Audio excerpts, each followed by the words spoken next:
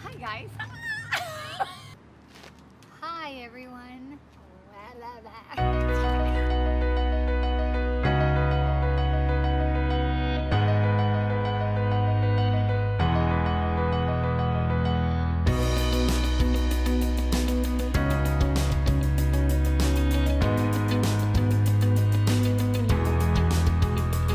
Hi guys. So this week you're going to be watching an interview on Kundalini yoga practitioners.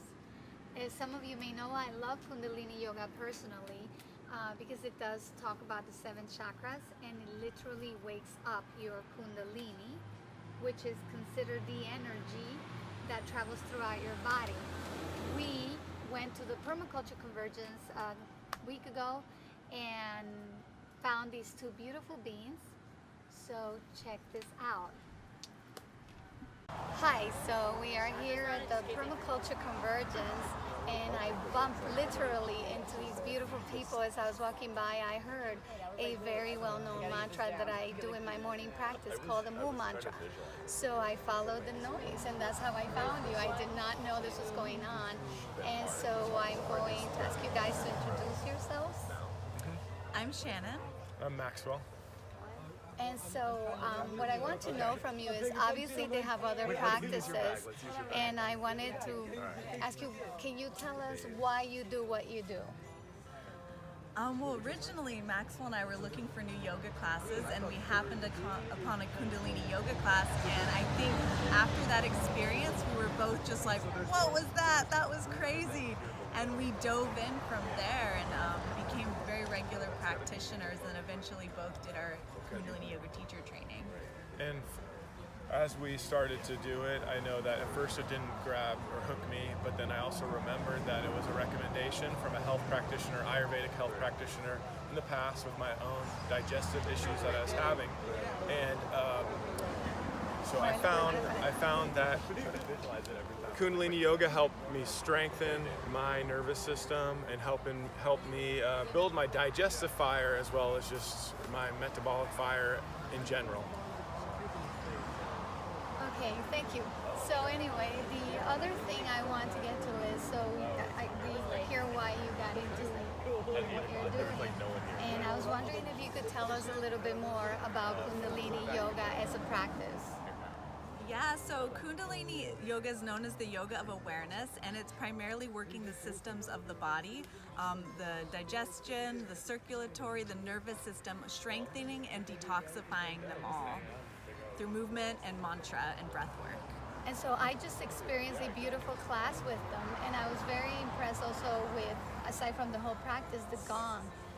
The gong is used as a therapy, and can you tell us more about your beautiful gong playing, by the way? It really was amazing.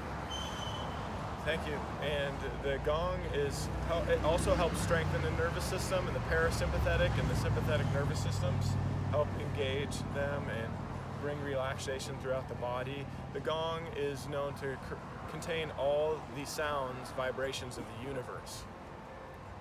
Great, thank you. Before you got into Kundalini yoga, you were saying that you guys also currently do other practices. Can you tell us a little bit more about and where you're located and all that? So I'm located in Cloverdale, California, which is in Sonoma County. And I'm also a Kripalu yoga teacher, and but now I primarily practice Kundalini. My other movement practices are dance, ecstatic dance, and being in nature. That's how I take care of myself. And so I have a kids nature program, and then I do ecstatic dance as much as I can. And for those who do not know what static dance is, can you tell us a little bit more So about ecstatic dance is free form movement, and there's usually a wave in the playlist that you build the energy and then you let it come down, and it's all movement exploration within the body, sometimes alone or sometimes with other people as well, in a safe and vibrant space. And the other kind of yoga that you teach? Kripalu yoga is a traditional more hatha yoga, and it's what you see more regularly with the downward dog and sun salutations like that. I practice other movement forms such as ecstatic dance as well as West African dance. So the live drumming and the movement just helps me express and move through my body, as well as free-form dance, yeah. And open to other styles of yoga. Kundalini yoga is just what has found me the majority. And awareness through Ayurveda as well, and just that study of life and elemental theory. If there was one book or podcast or learning that you would like to tell the world about, what would that be that really, really influenced you or changed you in some positive way? There is one Kundalini book that I got. It's the traditional one. It's the kind of one you would find at Barnes & Noble. It's like the only Kundalini book that was there. And I got it when I first started practicing, and that's what deepened my practice. I don't remember the name of it. It just says Kundalini Yoga in purple letters on the front.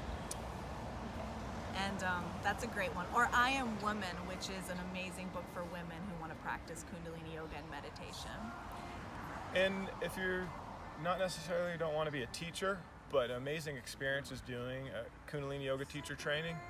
It's especially doing it over, you could do 10 months, like 1 week in a month, or an intensive, which is a month, really helps us transform and move through a lot of physical as well as emotional toxins, and you're in a very supportive environment where you practice active listening. And if there's one teaching tool that I find has really helped me in how we can move throughout the world and support each other, it's active listening, and just actively listening to each other and then reflecting back what we heard, non-judgment, neutral, and we practice that in the Kundalini Yoga teacher training as well, so you have a very supportive environment you grow through. That's beautiful. Yeah. Is there any last words you'd like to say? And I want you to guys, so the purpose of me asking you to do this is someone who may not have even have heard of yoga. There are people out there, believe it or not. So anyone like that you might have any last words you'd want to share with them, or any wisdom or any quotes, like a wonderful quote that you live by? Oh, look at this beautiful wealthy. Besides the healing properties of animals, if you're experiencing stress, anxiety, depression, any of those things that don't feel good, Kundalini Yoga will help with you. It's essentially reprogramming your whole being. And it's essential in this day and age, especially living in urban environments or just in very stimulating environments. Practice will immensely help you. And being open to it, trying to be open to it, working through whatever fear you may have, because we all experience that fear. That's all coming from our negative mind. It's a protective mind. So the awareness that we have this to make sure it's okay, and then once we know it's okay, moving into our positive mind and understanding that there's something to learn from every practice, even though Kundalini might not be for you, different practices might be for you. And as we work through the positive mind, then coming into the neutral or meditative mind, which is the end goal, where we can move through life using the best aspects of the negative and the positive mind in that neutral state. Great. Thank you very much. Thank you. Yeah. And I hope I see you guys again this weekend. You too. Sat Nam. Sat Nam. Sat Nam. Sat Nam. I hope you enjoyed that video and that interview.